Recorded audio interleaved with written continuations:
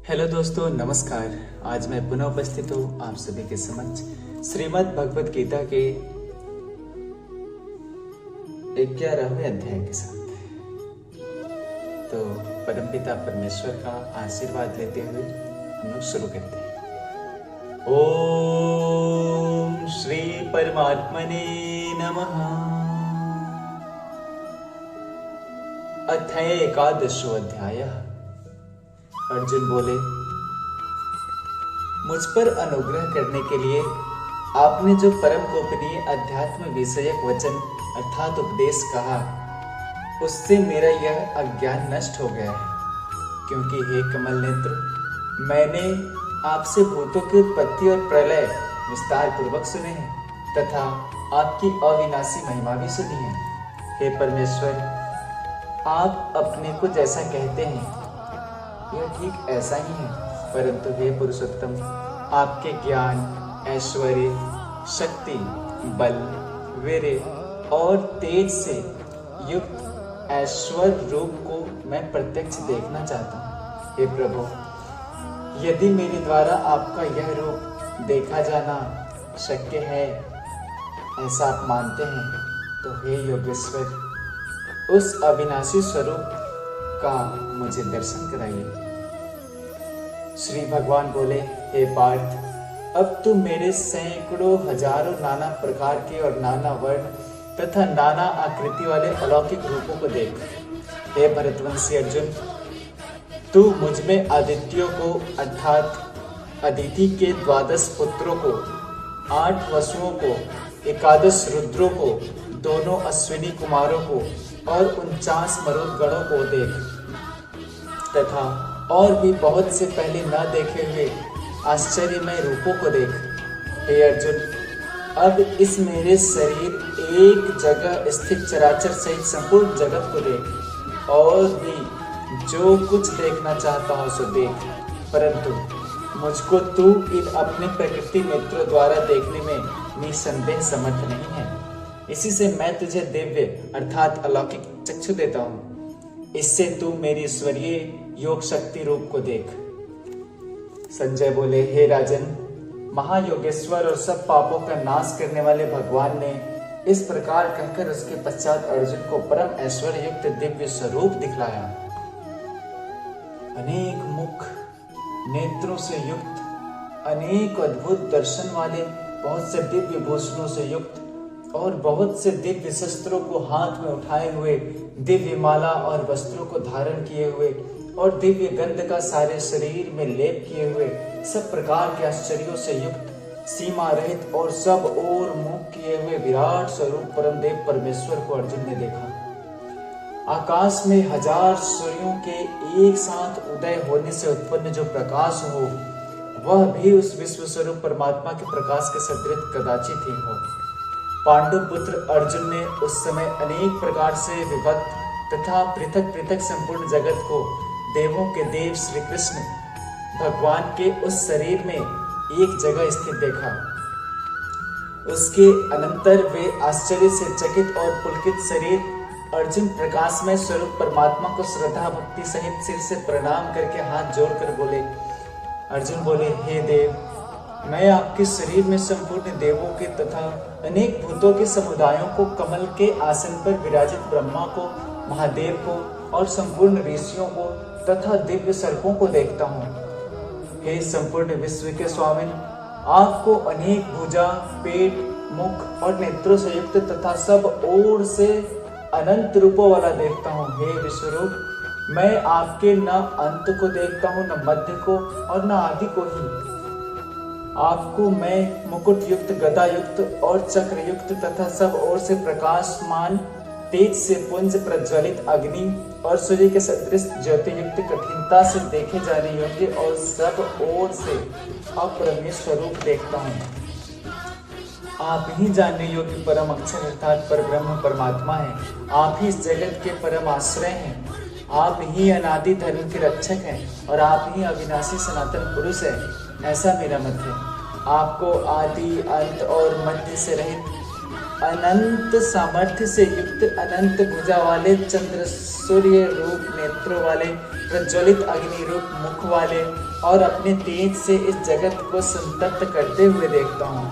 हे महात्मन, यह स्वर्ग और पृथ्वी के बीच का संपूर्ण आकाश तथा सब दिशाएं एक आप से परिपूर्ण है तथा आपके इस अलौकिक और भयंकर रूप को देखकर तीनों लोक अति व्यथा को व्याप्त हो रहे हैं।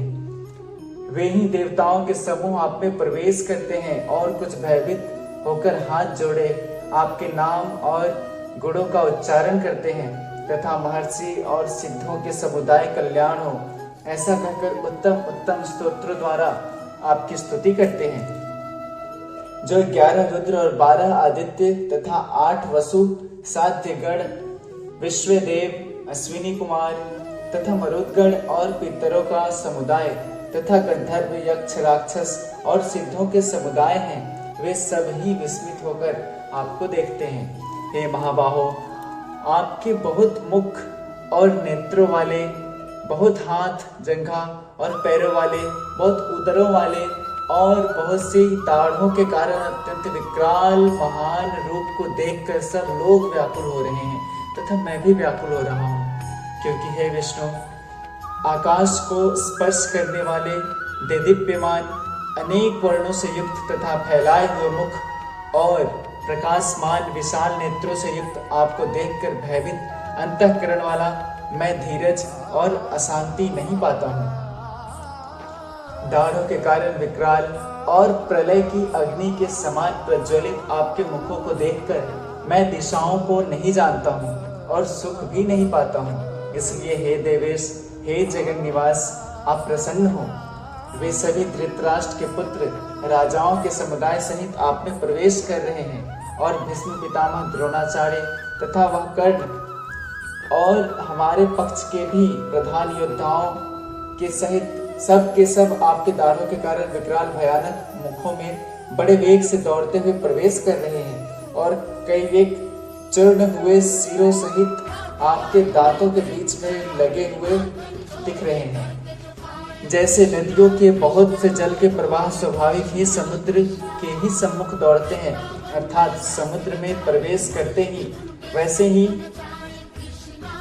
नरक लोक के वीर भी आपके प्रज्वलित मुखों में प्रवेश कर रहे हैं। जैसे पतंग मोहवश नष्ट होने के लिए प्रज्वलित अग्नि में अति वेग से दौड़ते हुए प्रवेश करते हैं, वैसे ही ये सब लोग भी अपने नाश के लिए आपके मुखों में अति वेग से दौड़ते हुए प्रवेश कर रहे हैं। आप उन संपूर्ण लोकों को प्रज्वलित मुखों द्वारा ग्रास करते हुए सब ओर से बार बार चाट रहे हैं। हे विष्णु, आपका उग्र प्रकाश संपूर्ण जगत को तेज के द्वारा परिपूर्ण करके तपा रहा है। मुझे बतलाइए कि आप उग्र रूप वाले कौन हैं? हे देवों में श्रेष्ठ, आपको नमस्कार हो, आप प्रसन्न होइए। आदि पुरुष, आपको मैं विशेष रूप से जानना चाहता हूँ, क्योंकि मैं आपकी प्रवृत्ति को नहीं जानता। श्री भगवान बोले, मैं लोकों का नाश करने वाला बढ़ा हुआ महाकाल हूँ। इस समय इन लोकों को नष्ट करने के लिए प्रवृत्त हुआ हूँ।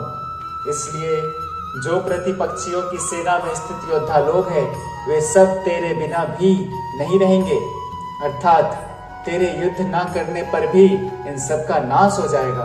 अतएव तो उठ, यश प्राप्त कर और शत्रुओं को जीत कर धन धान्य से संपन्न राज को भोग। ये सब शूरवीर पहले ही से मेरे ही द्वारा मारे हुए हैं। हे सर्वसचिव, तू तो केवल निमित्त मात्र बन जा। द्रोणाचार्य और भीष्म पितामह तथा जयद्रथ और कर्ण तथा और भी बहुत से मेरे द्वारा मारे हुए शूरवीर योद्धाओं को तू मार। भय मत कर, निसंदेह तू युद्ध में वैरियों को जीतेगा, इसलिए युद्ध कर। संजय बोले। केशव भगवान के इस वचन को सुनकर मुकुटधारी अर्जुन हाथ जोड़कर कांपता हुआ नमस्कार करके, फिर भी अत्यंत भयभीत होकर प्रणाम करके भगवान श्री कृष्ण के प्रति गदगद वाणी से बोले। अर्जुन बोले, हे अंतर्यामी, यह योग ही है कि आपके नाम, गुण और प्रभाव कीर्तन से जगत अति हर्षित हो रहा है। और अनुराग को भी प्राप्त हो रहा है तथा भयभीत राक्षस लोग दिशाओं में भाग रहे हैं। सब सिद्ध गणों के समुदाय नमस्कार कर रहे हैं। हे महात्मन, ब्रह्मा के भी आदि कर्ता और सबसे बड़े आपके लिए वे कैसे नमस्कार ना करें, क्योंकि हे अनंत, हे देवेश, हे जगन निवास, जो सत असत और उनसे परे अक्षर अर्थात सच्चिदानंद घन ब्रह्म है, वो आप ही हैं। आप आदि देव और सनातन पुरुष हैं। आप इस जगत के परम आश्रय और जानने वाले तथा जानने योग्य और परम धाम हैं। हे अनंत रूप, आपसे यह सब जगत व्याप्त तथा परिपूर्ण है। आप वायु, यमराज, अग्नि, वरुण, चंद्रमा, प्रजा के स्वामी, ब्रह्मा के भी पिता हैं। आपके लिए हजारों बार नमस्कार हो, आपके लिए भी बार बार नमस्कार। हे अनंत सामर्थ्य वाले, आपके लिए आगे से और पीछे से भी नमस्कार। हे सर्वात्मन, आपके लिए सब ओर से ही नमस्कार हो, क्योंकि अनंत पराक्रमशाली आप समस्त संसार को व्याप्त किए हुए हैं। इससे आप ही सर्वरूप है। आपके इस प्रभाव को न जानते हुए आप मेरे सखा हैं ऐसा मानकर प्रेम से अथवा प्रमाद से भी मैंने हे कृष्ण, हे यादव, हे सखे इस प्रकार जो कुछ भी बिना सोचे समझे हठात कहा है। और हे अच्युत, आप जो मेरे द्वारा विनोद के लिए विहार, शय्या, आसन और भोजन आदि अकेले अथवा उन सखाओं के सामने भी अपमानित किए गए हैं, वह सब अपराध अप्रमेय स्वरूप अर्थात अचिंत्य प्रभाव वाले आपसे मैं क्षमा करवाता हूँ। आप इस चराचर जगत के पिता और सबसे बड़े गुरु एवं अति पूजनीय हैं। हे अनुपम प्रभाव वाले, तीनों लोकों में आपके समान भी कोई दूसरा नहीं है, फिर अधिक तो कैसे हो सकता है। अतएव हे प्रभु, मैं शरीर को भली भांति चरणों में निवेदित कर प्रणाम करके स्तुति करने के योग्य आप ईश्वर को प्रसन्न होने के लिए प्रार्थना करता हूँ। हे देव, पिता जैसे पुत्र के, सखा जैसे सखा के और पति जैसे प्रियतमा पत्नी के अपराध सहन करते हैं, वैसे ही आप भी मेरे अपराध को सहन करने योग्य हैं। मैं पहले न देखे हुए आपके इस आश्चर्यमय रूप को देखकर हर्षित हो रहा हूँ और मेरा मन भय से अति व्याकुल भी हो रहा है। इसलिए आप उस अपने चतुर्भुज विष्णु रूप को ही मुझे दिखलाइए। हे देवेश, हे जगन निवास, प्रसन्न होइए। मैं वैसे ही आपको मुकुट धारण किए हुए तथा गदा और चक्र हाथ में लिए हुए देखना चाहता हूँ। इसलिए हे विष्णु स्वरूप, हे सहस्रबाहो, आप उसी चतुर्भुज रूप से प्रकट होइए। श्री भगवान बोले, हे अर्जुन, अनुग्रह पूर्वक मैंने अपनी योग शक्ति के प्रभाव से यह मेरा परम तेजोमय सबका आदि और सीमा रहित विराट रूप तुझको दिखलाया है, जिसे तेरे अतिरिक्त दूसरे किसी ने पहले नहीं देखा था। हे अर्जुन, मनुष्य लोक में इस प्रकार विश्व रूप वाला मैं न वेद और यज्ञों के अध्ययन से, न दान से, न क्रियाओं से, न उग्र तपों से ही तेरे अतिरिक्त दूसरे के द्वारा देखा जा सकता हूँ। मेरे इस प्रकार के इस विकराल रूप को देखकर तुझको व्याकुलता नहीं होनी चाहिए और मूढ़ भाव भी नहीं होना चाहिए। तू भय रहित और प्रीतियुक्त मन वाला होकर उसी मेरे इस शंख, चक्र, गदा, पद्म युक्त चतुर्भुज रूप को फिर देख।